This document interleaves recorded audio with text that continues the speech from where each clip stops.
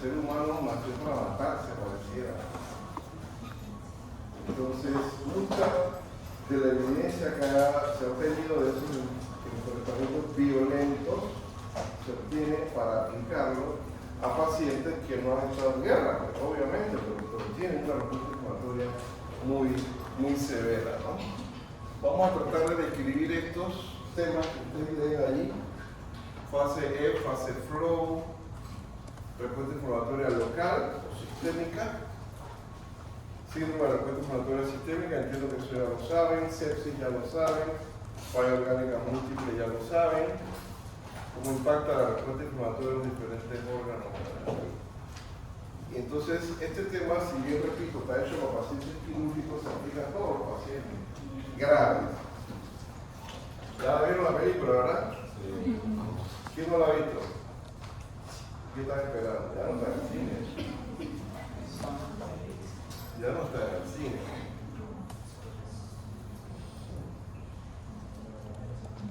Entonces, básicamente, lo que estamos mostrando ahí es una competencia de alta velocidad donde un politraumatismo te cuesta la vida. Al comienzo de la F1, pues mucha gente moría, el carro se incendiaba, y poco a poco se fue desarrollando la tecnología para proteger a los pilotos.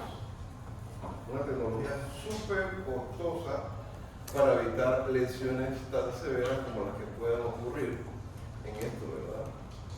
Igual acá, ese es el circuito del Silverstone en Reino Unido.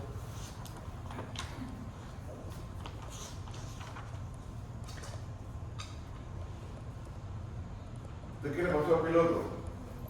¿Qué le pasó? No le pasó nada, ni un rasguño. Ni un rasguño. Pero miren lo que cuesta el auto. Y sobre todo, lo que va en rojo es un monocasco que protege el cuerpo de este piloto. Entonces, para que no nos ocurran lesiones en un accidente de tránsito, tenemos que comprar un Ferrari, será, o un auto de Fórmula 1, ¿no? Entonces, como eso no es posible, por el tema del monocasco, miren cuánto vale, entonces estamos más expuestos a lesiones severas cuando se trata de accidentes de tránsito, ¿verdad? El doctor Cuthbertson, siempre famoso, porque hizo muchos análisis de metabolismo de pacientes politraumatizados, muchos análisis. Pero es que describe el tema de la fase E y la fase flow. En la fase E, que es la primera fase, que dura más o menos 24 horas, es la fase de shock o de inestabilidad hemodinámica. Es importante que el paciente supere esta fase para poder sobrevivir. Muchos de los pacientes fallecen en ese momento, en la primera fase, en la fase E.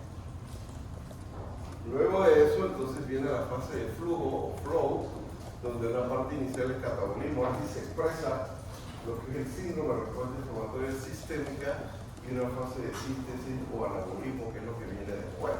Entonces, Cuthbertson describió básicamente el gasto basal energético, que es lo que está aquí, y la temperatura.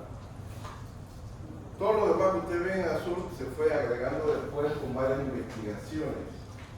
Entonces observen que en la primera fase E, pues la temperatura bajaba mucho, por ejemplo, al hipotérmico, el gasto basal energético disminuía enormemente. Luego siguen apareciendo investigaciones, por ejemplo, en 1930, 32 lo publicó, fueron apareciendo más hallazgos en relación a esta evolución. Y vemos ustedes que la curva sube. De todo esto que vemos en azul, ahora sube en la fase de flow, en la evolución del paciente. Y es como una montaña rusa, sube y baja. Hacia arriba diríamos lo normal, hacia abajo lo anormal, pero el extremo superior también es malo, todos los extremos son malos. Entonces resulta que está volviendo a la normalidad, que es la línea esta es lo normal, la línea intermitente horizontal, y vuelve y sube. Entonces ahora tengo un SIRS y un síndrome de falla orgánica múltiple. ¿Cuánto hemos encontrado? Como 25.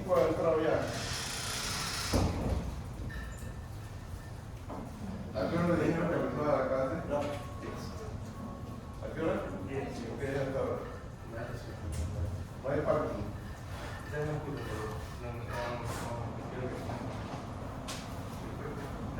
¿Cómo hace con eso, Jay? Porque esto, no, la construcción del hospital del niño impacta en no tomar y no hay parking. Tiene que poder sacar un todo a la Victoria a ver qué hace. Cuando son temas pesados, no es solamente el representante que habla, todos tienen que hablar para apoyar. Pues a veces se puede buscar una solución. Que no va a ser fácil, porque falta eso. Yo tuve problemas ahorita para llegar. ¿El metro no llega aquí? Ok, entonces, si esto sigue, sube y baja, pasan 21 días. Decimos, perdón, 16 días se habla del paciente crítico crónico. 16 días en cuidados de intensivo, paciente crítico crónico. Y si llega al día 21, decimos que el paciente ya expresa un PIC.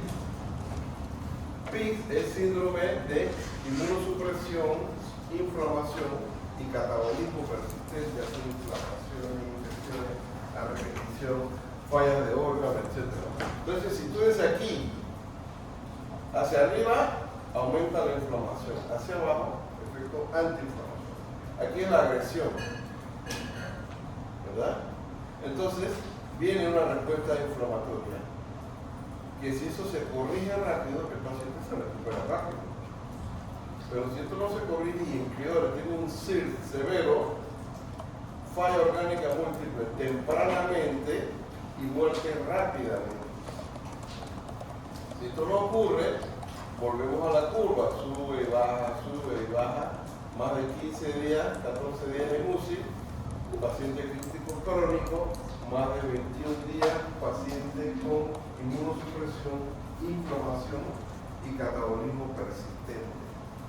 Simultáneamente puede ocurrir hacia abajo, inmunosupresión por antiinflamación, y nuevamente sube y baja, y hay mucho catabolismo. Son pacientes que se demoran 3 meses en cuidados intensivos, por lo trasladan a áreas de centro intensivo, no mejoran, infección hoy, infección el viernes, debilidad, atrofia muscular, no mejoran, y tristemente pueden fallecer con una inmunosupresión muy severa que perpetúa infecciones a repetición. Esa es la evolución. Entonces, en trauma nuevamente, esto es lo que ocurre primeramente, ¿no? Tenemos hemorragia, daño tisular, dolor, ansiedad, la respuesta inflamatoria con liberación de citoquinas, edema, la respuesta metabólica, con hipermetabolismo, resistencia a insulina, hiperglucemia, aumento del catabolismo proteico, se afecta la cicatrización de herida. Es una evolución que se ha visto a medida que el paciente prolonga su estadía de gravedad en cuidados intensivos. Entonces, vieron aquí en la fase E nuevamente. Sistema nervioso central, sistema nervioso periférico, sudoración, función metabólica, acuérdense, baja el gasto basal energético, aldosterona y cortisol se elevan, y hay una participación aquí de citoquinas antiinflamatorias, sobre todo la interleuquina 10. Sobrevivir a las 24 horas, pasamos a la fase de flujo, donde actúa más la función metabólica, el gasto basal energético aumenta mucho más. Tenemos el síndrome de respuesta inflamatoria sistémica, con mayor liberación de esta citoquina y pues sistema respiratorio, falla del pulmón, falla hemodinámica, falla renal, falla hepática. Esto va apareciendo poco a poco. Edema generalizado con retención de líquido. Entonces nuevamente la fase E. Miren, aquí está graficado el consumo de oxígeno. Entonces el consumo de oxígeno normal para ese paciente entra por trauma, cae el consumo de oxígeno, estamos en fase E. Pero si esto no se resuelve en las primeras 24 horas, tristemente el paciente puede fallecer alta posiblemente. Si eso no ocurre, pues logramos revertirlo, viene entonces la fase de flow, toda una serie de situaciones que ocurren. Entonces, con el paso de los años, de las décadas, ustedes se han ido agregando términos, flechas hacia arriba, flechas hacia abajo, de lo que ocurre en las primeras 24 horas de la fase E y luego la fase F. flow. Entonces, el síndrome de retraso inflamatorio sistémica que vemos ocurre en la fase flow superada hasta las primeras 24 horas. Algunos pacientes fallecen en el sitio del trauma, en el sitio del accidente, porque no lograron revertir la situación. Tal vez hemorragia es la causa más frecuente en el sitio del accidente, traumas encefálicos muy severos, secciones medulares superiores, etcétera, que hace que el paciente fallezca en el sitio del trauma. ¿Me vas a preguntar? La fase R es inmediatamente luego del trauma. Inmediatamente. Y va empeorando, ¿no? Va aumentando. Entonces, ustedes ven.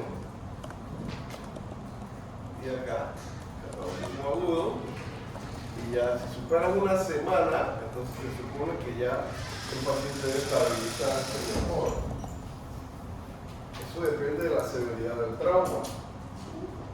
Si es un trauma leve, hasta puedes estar en tu casa. Esta es una evolución para pacientes con trauma severo. ¿Ok? Entonces, lo primero es para garantizar la sobrevida del paciente. Y ya lo segundo es para reparar. Acá el cuerpo gasta todo lo que tiene para mantener la sobrevida. Todo lo que tiene lo gasta para producir energía, para funciones vitales. Una vez lo logra, pues ahora viene la fase de reparación, que es la fase de flow. Ahí tiene otra curva, ya en pacientes de cirugía. Antes de la cirugía, durante la cirugía y después de la cirugía. Una cirugía mayor, estoy hablando. Entonces, miren las curvas, enfermedades previas que pueda tener el paciente, estabilidad hemodinámica e inflamación. Entre más grande es la cirugía, más inflamación genera. Se liberan citoquinas. Miren la curva en verde, que es la inflamación. Empezó la cirugía, una gastrectomía, una microlectomía, una cirugía de otra especialidad. Miren cómo aumenta la inflamación, la curva en verde. Se supone que se estabiliza las comorbilidades que tiene el paciente. Esta inestabilidad hemodinámica pues se normaliza, entre comillas, pero después puede empeorar. Ocurre un sangrado, ocurre una pérdida de líquido, etc. Entonces, todas estas son curvas que suben y bajan dependiendo de la situación, ¿verdad? Entonces, por eso yo les decía en la clase anterior de ELAS que estas complicaciones que nosotros vemos durante la cirugía o el postoperatorio, mucho tienen que ver con la mala preparación preoperatoria. Entre mejor se prepara un paciente para una cirugía, es lo mismo que un avión que va a volar, es prepararlo en una hora más o menos, no solamente llenar el combustible, sino revisar todos los sistemas que tienen que hacer para poder despegar. Lo mismo acá, lo mismo acá. Yo lo repito, cirugías mayores. Entonces se liberan citoquinas que favorecen la inflamación, factores de necrosis tumoral, troponina, interleuquina 6, procalcitonina en caso de infecciones, proteína C reactiva, miren cómo se van elevando relacionados a la cirugía. Así que no hay ninguna duda de que una cirugía mayor lleva a inflamación del paciente. Mientras menos preparado está el paciente para la cirugía mayor, más inflamación puede generar. Y no es lo mismo una inflamación severa en cualquiera de ustedes que lo operaron ayer, a alguien que tenga 70 años y lo operaron ayer. La consecuencia de la inflamación de ese paciente de 70 años es mucho mayor, consecuencias negativas que alguien de la edad de ustedes, ¿verdad? Entonces, me afecta a los órganos esta inflamación. Resulta que acabó la cirugía, se revierte la anestesia, el paciente no despierta. Mucho más tiempo sedado. Se mantiene hipotenso, le paso líquido no mejora, le paso vasopresores para poder mejorar la presión. Cerebralmente, el gasto cardíaco, tiene un buen gasto cardíaco y ahora no. Y eso explica la hipotensión. ¿Será que se me infartó durante la cirugía? Está hipoxémico. Placa toda llena de líquido. Le metí mucho líquido en la cirugía. ¿Qué pasó? No orina lo suficiente. O distensión abdominal. Pero todas estas son complicaciones ya finales orgánicas. Cuando un paciente tiene más de dos, se dice que tiene un síndrome de falla orgánica múltiple, descrito por primera vez en 1974 en pacientes operados de aneurisma de aorta abdominal, que son urgentes. En ese grupo de pacientes se describe por primera vez el término síndrome de falla orgánica múltiple. Entonces, ¿cómo se llama esto? Y el número 3 es Analía Torres, tú misma. Analía, ¿cómo se llama esto?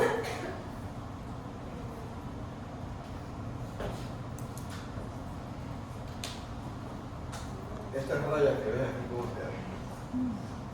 Un paciente quemado, gran quemado. Número 4. Número 2. Betty. ¿Cómo se llama?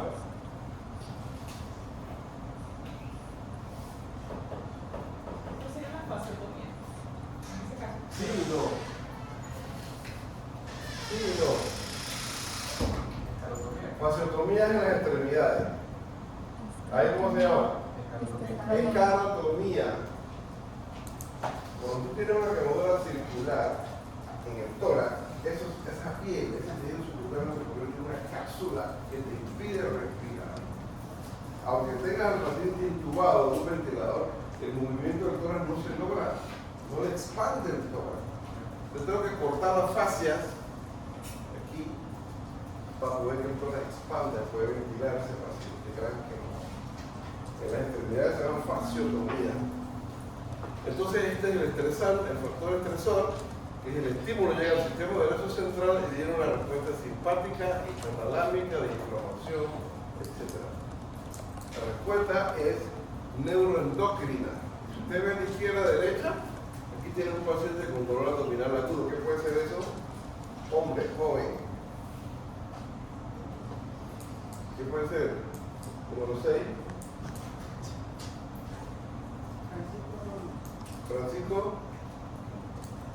Francisco Robinson. ¿Qué puede ser eso? Sigan caminando por aquí. ¿Qué más? ¿Qué más? Dislexia, el dolor más diario.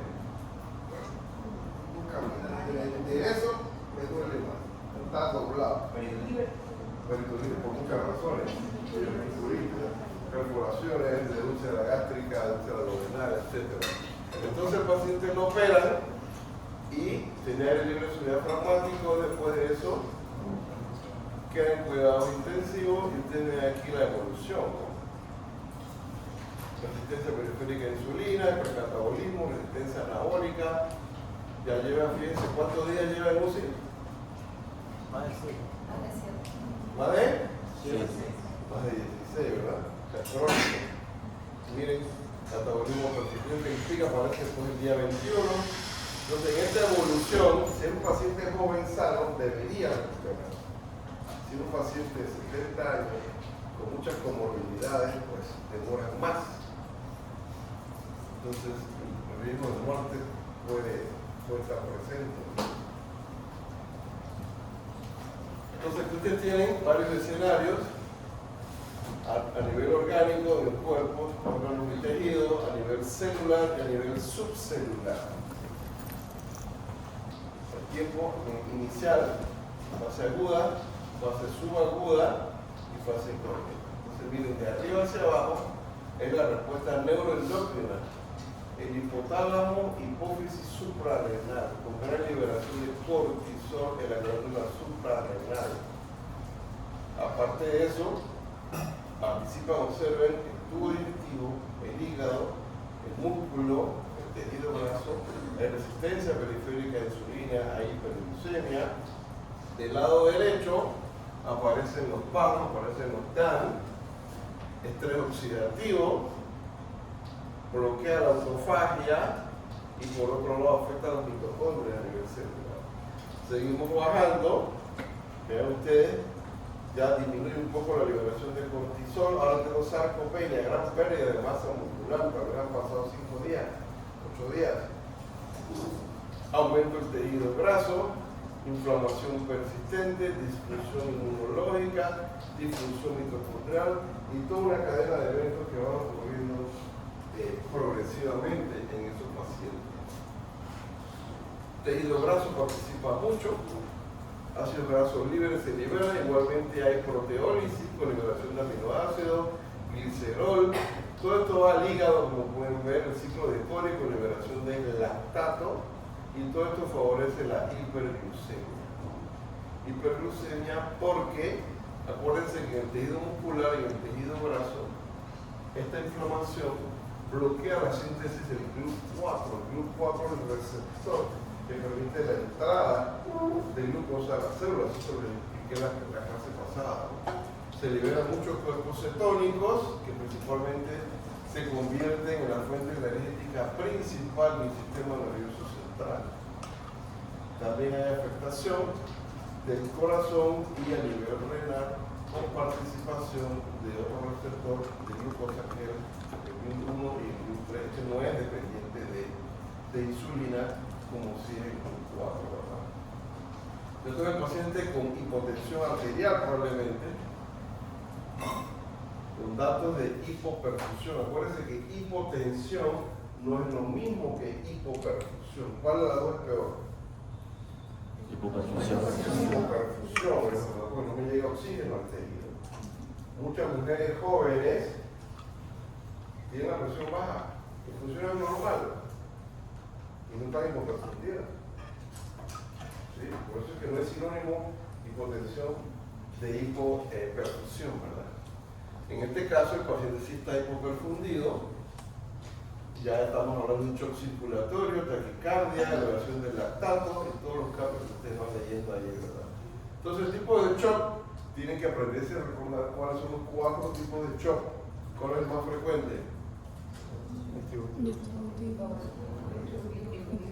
Distributivo, ¿verdad? Ahí está el shock séptico. ¿Qué más está ahí? No. Anafiláctico. Hipovolémico no. ¿Qué otro shock hay ahí incluido como distributivo? ¿Shock anafiláctico? ¿Cuál más? ¿Cuál? No es el shock obstructivo. Insuficiencia suprarrenal aguda. ¿Cómo viste? Vasovagal tampoco. Entonces tienes acá cardiogénico, hipovolémico y obstructivo. Ahí están los 4. Tienen que tratar de dominar bien estos conceptos. Aquí le llevamos mucho distributivo, gran vasodilatación periférica. Tengo que ponerle líquido y vasopresor. ¿Cuál vasopresor? Norepinefrina. Acá el hipovolémico, ¿qué tengo que poner? Líquido, cristalloide, si es hemorragia, sangre, o glóbulo rojo. Cardiogénico, mira, el infarto cardíaco de la bomba cardíaca, 40% de daño cardiogénico, 40% de necrosis del ventrículo izquierdo. La mayoría de las veces por enfermedad coronaria, ¿verdad? Y acá tienes el obstructivo, que puede tener un émbolo cardíaco, un taponamiento cardíaco, como decía, esto es obstructivo. El síndrome del compartimento abdominal también entra aquí como shock obstructivo, porque el ventrículo izquierdo lanza sangre, pero se encuentra con una pared que es la hipertensión en el abdomen. Entonces eso afecta al ventrículo izquierdo también. Ahí tienen una flechita interesante que puede ayudar a entender mejor qué tipo de shock tiene el paciente. Entonces tú puedes tener un paciente que te llega con una peritonitis, con un shock séptico, pero está hipovolémico. Usted tiene que tratar de diferenciar cuál es la que se expresa más. Tiene un shock séptico porque tiene una peritonitis, está vasodilatado, pero está muy deshidratado también. Entonces, ¿qué hago? ¿Cómo hago el diagnóstico? Ahí se mezclan los dos shocks que pueden ocurrir. Y con las flechas, aquí tienes resistencia vascular sistémica, tienes taquicardia o frecuencia cardíaca, tienes gasto cardíaco, tienes presión venosa central que mide la precarga y saturación venosa central del oxígeno. Eso se obtiene del catéter central. Entonces, por ejemplo, el distributivo, que el ejemplo más común es el shock séptico, miren, resistencia vascular sistémica disminuida, taquicárdico, casi todos los shocks tienen taquicardia, excepto uno. Uno solo no tiene taquicardia. ¿Cuál? Número 10. ¿Quién? Judy. Yuri, como la cantante. Dale, Yuri, te canta. ¿Cuál shock no hace taquicardia? No. No. Yuri. ¿Cuál no hace taquicardia? No. ¿Cuál? El shock neurogénico. El ejemplo más común, persona que salta a una piscina, a un río, sección medular. La definición es sección medular por arriba de T6 y te bloquea todo el estímulo simpático de catecolamina y por tanto te lleva a la bradicardia. Así está chocado, pero tiene bradicardia. Es la única indicación por usar dopamina en ese paciente. Subir la frecuencia cardíaca y subir la presión arterial. Ese es distributivo, claro que sí. Exacto. Entonces aquí tienes distributivo, aquí tienes varios ejemplos de tratamiento. Luego el cardiogénico pues resistencia vascular sistémica es elevada, taquicardia también, gasto cardíaco disminuido, porque tengo un infarto cardíaco masivo, tengo una ruptura de cuerda tendinosa, una patología cardíaca intrínseca, intracardíaca, que evita que el gasto cardíaco esté adecuadamente normal, cae el gasto cardíaco, y aquí lo vemos. Entonces se aumenta el flujo sanguíneo retrógrado, es decir, la precarga aumenta, extremidades frías, ven ustedes, a veces se ven las venas, las personas muy delgadas se ven una dilatación de las venas yugulares, necesita soporte inotrópico, dopamina, medicamento para aumentar la fuerza de contracción, o levosimental, o si es por bradicardia, ponerle un marcapasos. Y hay muchísimos dispositivos que se colocan para tratar de resolver este problema antes que el paciente empeore. El obstructivo, observen, también tengo resistencia vascular sistémica elevada, taquicardia, gasto cardíaco disminuido, pero no tanto como el cardiogénico. Tiene elevada la presión venosa central, la precarga y disminuye la saturación venosa central. Neumotórax es un ejemplo. Derrame pericárdico, ya les dije. Tromboembolia pulmonar. Hay pacientes que se forma el coágulo, entra aurícula derecha, ventrículo derecho, sube arteria pulmonar y la bifurcación, ahí se enclava el coágulo. Se llama coágulo en silla de Montana. Que tumba el gasto cardíaco del paciente, genera una gran obstrucción. El hipovolémico ya se lo saben. Taquicardia, resistencia vascular sistémica elevada, gasto cardíaco también disminuido porque no hay volumen sanguíneo. Precarga disminuida, presión venosa central disminuida, saturación venosa central. El ejemplo más común es una hemorragia por trauma, pero también tienes pérdidas gastrointestinales, puede ser una diarrea severa, cólera, choque hipovolémico importante. O vómitos persistentes también. Tenemos una controversia con dengue. Pacientes con dengue es una infección viral. Tú dirás, no, el choque tiene séptico. Pero cuando tú le mides la resistencia sistémica, las resistencias están elevadas. Y si usted ve sepsis, la resistencia está disminuida. Entonces, ¿es sepsis o no es sepsis? Tiene las dos manifestaciones de dengue. Esa fue la reunión que tuvimos en la OPS para definir la las guías de manejo de dengue grave en Latinoamérica porque no había guía, ya las sacamos hace un año. Entonces no nos poníamos de acuerdo los intensivistas, o es séptico o es hipovolémico. Tiene ambas presentaciones. Porque la fuga capilar que tienen esos pacientes te lleva a hipovolemia. Ponerle líquido. Pero también hay que ponerle vasopresor. ¿Ven? Seguimos. Entonces, ustedes ven acá, shock temprano, lo que sería inicialmente, líquido y vasopresor. Cuando yo era interno me decía, primero tienes que poner 2 litros de cristaloide y si no mejora la presión, entonces pones dopamina. Eso ha cambiado. Primero no es dopamina, es norepinefrina. Y segundo, no hay que esperar poner 2 litros. Si el shock es profundo, empiezan las dos cosas a la vez. Volumen, cristaloide y norepinefrina. Y la norepinefrina se la puedo poner por vena central o vena periférica. Número 2. Gustavo. Periférica. Periférica. Y si tengo que tener central. Cosa central. Y si no tengo central. Periférica. Porque está el concepto, todavía muchos médicos no dominan eso.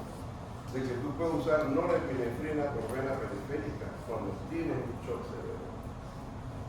Bien colocado el médico, puede usar sin ningún problema de norepinefrina por vena periférica. No necesito un tratamiento central para eso. Lo que pasa es que por mucho tiempo se dijo solamente usar norepinefrina por vena central. Ya no, están las guías publicadas. Puede usar vena periférica. Claro, el problema es que si eso se extravasa, te puede causar necrosis. Entonces que está seguro de que está bien colocada el Medicud, bien colocada, funciona muy bien. Y si es el caso, pueden poner norepinefrina por vena periférica. Y no hay que esperar pasar 2 litros de cristaloide para mejorar la presión arterial y luego la norepinefrina. Shock severo, miren, vamos aumentando, agregamos vasopresina o epinefrina, depende del caso. Angiotensina 2, en una época solo había en Estados Unidos, ni siquiera en Europa. Ahora veo que sí hay en España, pero en Latinoamérica todavía no hay angiotensina 2 intravenosa, sobre todo para gente que tiene nivel de renina muy elevado, ¿no? Hidrocortisona le ponemos, ácido ascórbico y tiamina. Yo creo que esto hay que quitarlo ya. Ajá. Esto se mueve el carro. Y entonces lo pongo.